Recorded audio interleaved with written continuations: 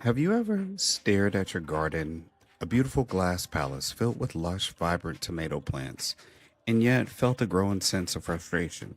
The vines are heavy with fruit, plop, and perfectly formed, but they remain stubbornly, defiantly green. You've done everything right, or so you think. Yet the promised crimson harvest seems perpetually out of reach. It's a common conundrum that puzzles even the most seasoned gardeners, turning a place of anticipated joy into a theater of horticulture suspense. You're certainly not alone in this. This is a classic chapter in every story of growing under glass, a riddle that thankfully has a clear solution. The heart of the matter lies in understanding that greenhouse is simply not a warmer version of the great outdoors.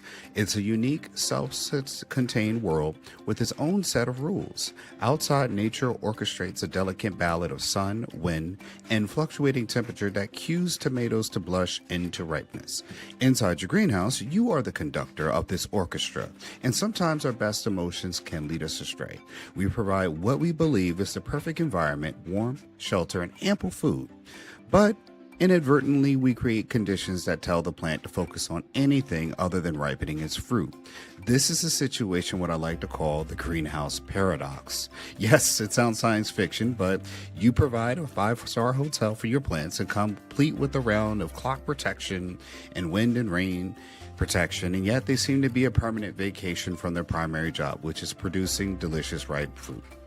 Every environment designed to accelerate growth can, under certain circumstances, put the brakes on ripening.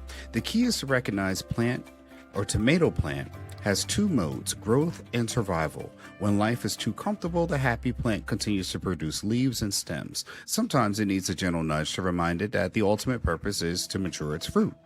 Unlocking this secret does not require complex scientific knowledge or a degree in botany or expensive gadgets. It just requires a bit of observation and a slight shift in your approach. By learning to read the signs your plants are giving you, you can make a few simple adjustments to their lifestyle. That's pampered. You can transform your greenhouse of gallery of green bubbles into a factory of flavor. We'll explore how to tweak the temperature, adjust the menu, and play a little trick with the banana to get these stubborn fruits to finally see red or yellow or orange, if the case may be. One of the biggest culprits behind the green tomato, ironically, is too much heat. We often assume that more warmth equals faster ripening, but tomatoes are rather peculiar about their comfort zone.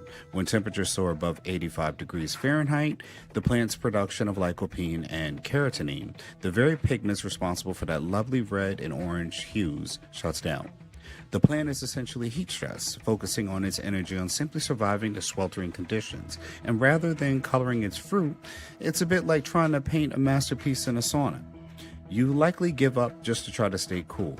Next on the list of suspects is high humidity combined with poor air circulation. A greenhouse is designed to keep and trap warmth than more warmth than moisture, which is wonderful encouraging leafy growth, but it can hinder ripening fruit.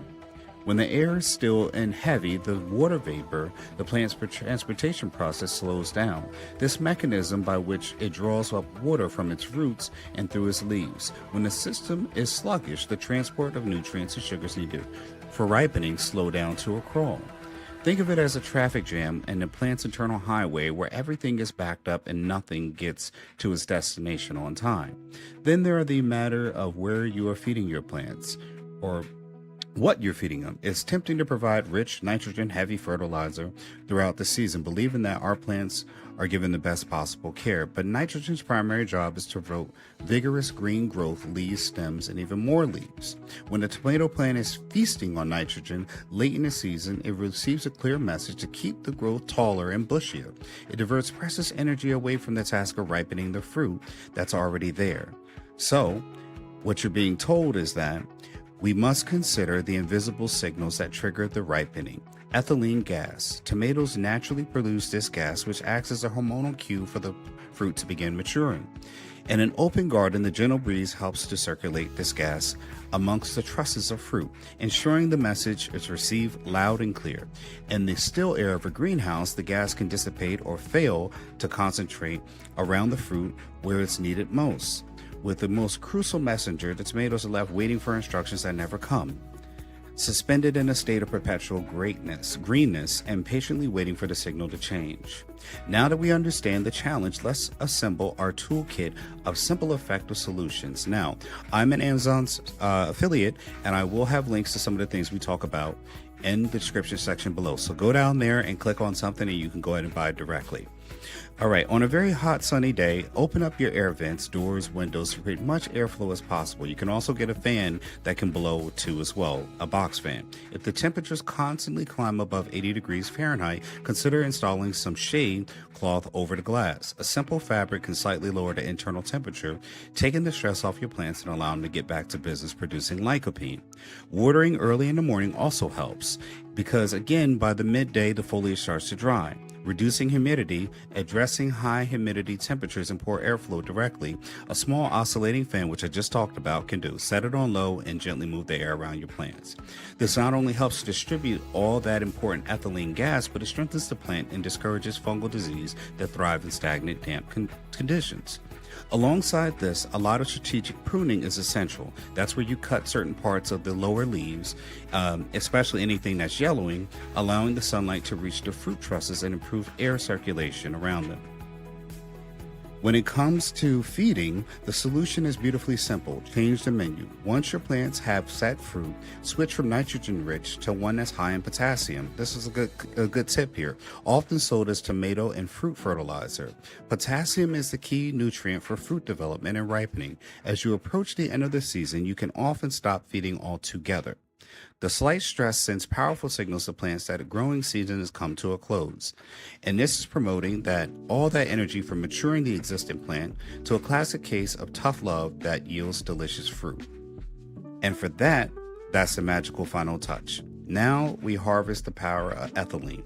If a cluster of tomatoes is being particularly stubborn, you can give it a little encouragement by placing a ripe banana, a couple of apples nearby. These fruits are fantastic producers of ethylene gas, which create a concentrated cloud right where you need it the most. The end of the season, green tomatoes that you have brought indoors, place them in a cardboard box or a paper bag with ripe banana. Close it up and check on them every day. Within a week or so, you'll have from green to beautifully ripened fruit. It's worth remembering that not all tomatoes are created equal. Their variety plays a significant role in their ripening schedule. Determinate or bush varieties are bred to produce their entire crop within a relatively short window, making them a good choice if you prefer a single large harvest. Indeterminate or vining types will continue to grow and produce fruit all season, requiring a bit of more management to ensure later fruits have time to ripen. Furthermore, don't get fixated on the red. Many heirloom varieties ripe in beautiful shades of yellow, orange, purple, and even striped patterns. A green zebra tomato is perfectly ripe when it's green, just with a lovely yellow stripes. The journey of nurturing a plant from tiny seed to fruitful harvest is one of the great satisfactions. Overcoming the challenge of stubborn green tomatoes is more than just a gardening task. It's a lesson in patience, observation, and gentle intervention. When you picked that first sun-warm, ripe tomato from a vine, you tended yourself to a moment of pure victory. The flavor is so vastly superior to anything you can buy at a store, and attention you've invested is the taste of success, connection to earth, and a simple, profound joy. At Ancestry Lands, we believe this connection is essential to land the foundation of a lasting legacy. Every seed you sow, every challenge you overcome in the garden is an investment to a richer, more sustainable life. Owning land from Ancestry Lands gives you the power not just to cultivate food, but also health, happiness, and generational wealth. The skills you learn in your greenhouse are your assets you pass down, creating a legacy of self-sufficiency and deep appreciation for the natural world you will nourish for your family for years to come. We are here to support you in your journey, teach you more things, and turn your aspiration of land and ownership and homesteading into a tangible reality. For the satisfaction you feel of harvesting your own food is just the beginning. Stay connected with us for more practical wisdom and uplifting stories that empower you to build your own legacy through land ownership. Follow the channel, join the conversation, let us know what you can grow. Let's grow together. Your story is rooted in land. It's time to write the next chapter. Thanks for watching. Make sure you go to my description section for all the affiliate links to products that relate to this video to help you start on your growing journey. Now get out there, go to ancestrylands.com and get some land. People talk about land, self-sufficiency, and financial freedom, but no one says how. That's what Ancestry Lands is for. We explain it all while keeping it budget-friendly. Whether you have a backyard, a small budget, or just curiosity, you'll learn what actually works and what doesn't. You don't need to know everything, you just need a place to start. Because understanding land changes how you see money, security, and the future. If you're looking for clarity instead of noise, subscribe to Ancestry Lands, learn first and decide later.